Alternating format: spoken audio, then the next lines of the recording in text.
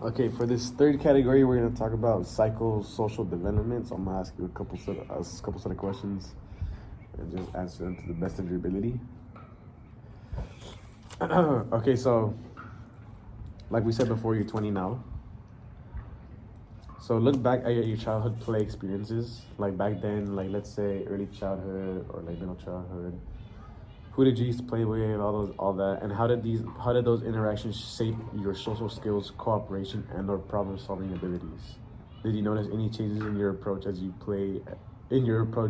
play as you grew older? So, has any of those influenced anything you do now, or has anything changed as you grew up? Growing up, didn't really have many friends. At home, there was an age difference, so I couldn't really play amongst my siblings. So I was always cast out at home as well.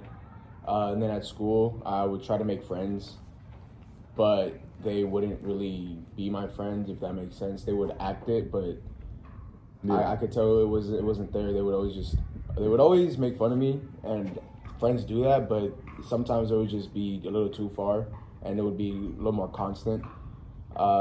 So I grew up mostly alone and just in my own head, making my own scenarios and just playing amongst myself.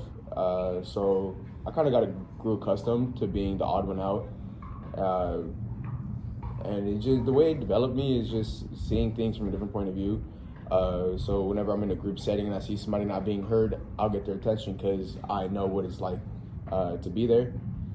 So I think it made me a little bit more of a understanding person and not wanting people to be alone as I was. So. Okay, so the next question I'm gonna ask you is going back to social media. Mm-hmm. In what ways do you think social media has impacted your generation's sense of identity and/or social interactions? You've seen today's world. You've seen how social media basically has taken over almost everything. Yeah. How do you think that has affected people? Like I said, and especially with social interactions, see a lot of people don't be interacting a lot.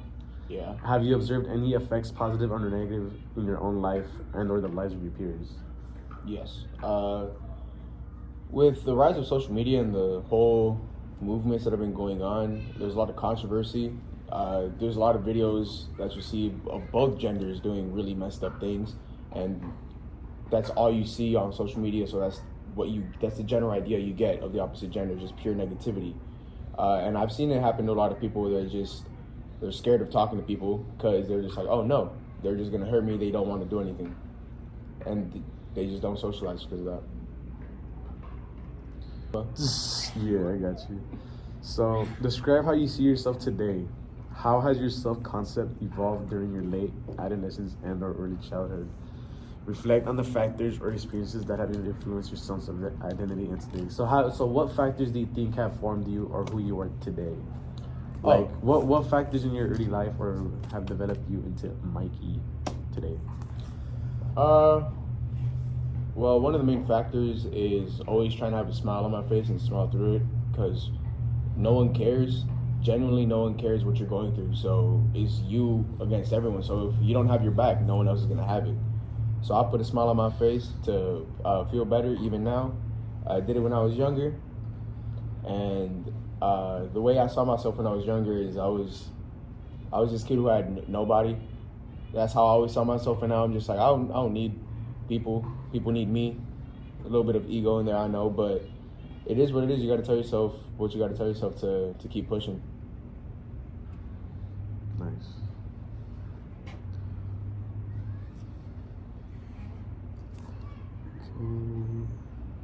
Let's see.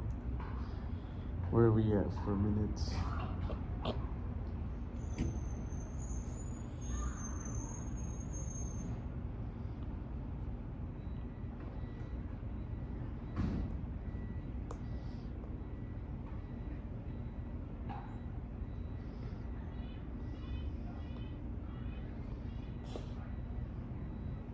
Okay. So going back to psychosocial. Okay, hold on. Going back to psychosocial development. What about, say,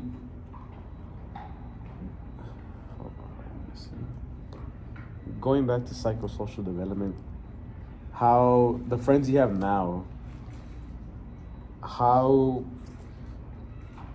is that different to what you were saying before? Versus like,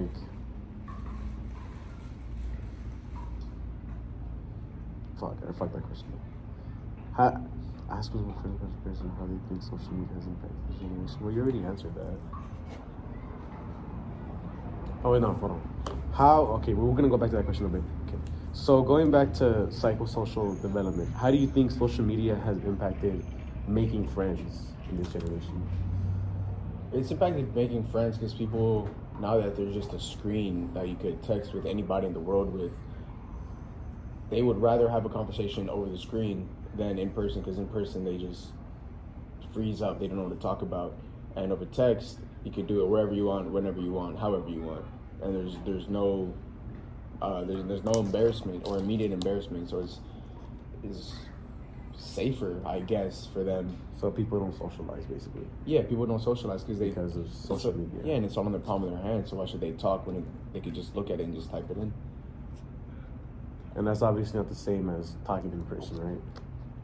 Yeah, obviously not, because you can't get the emotional intent behind the words. You can't see how they meant it or how your words affected them over a screen. As in person, you can see exactly how those words affected them. Even if you don't see it at the time,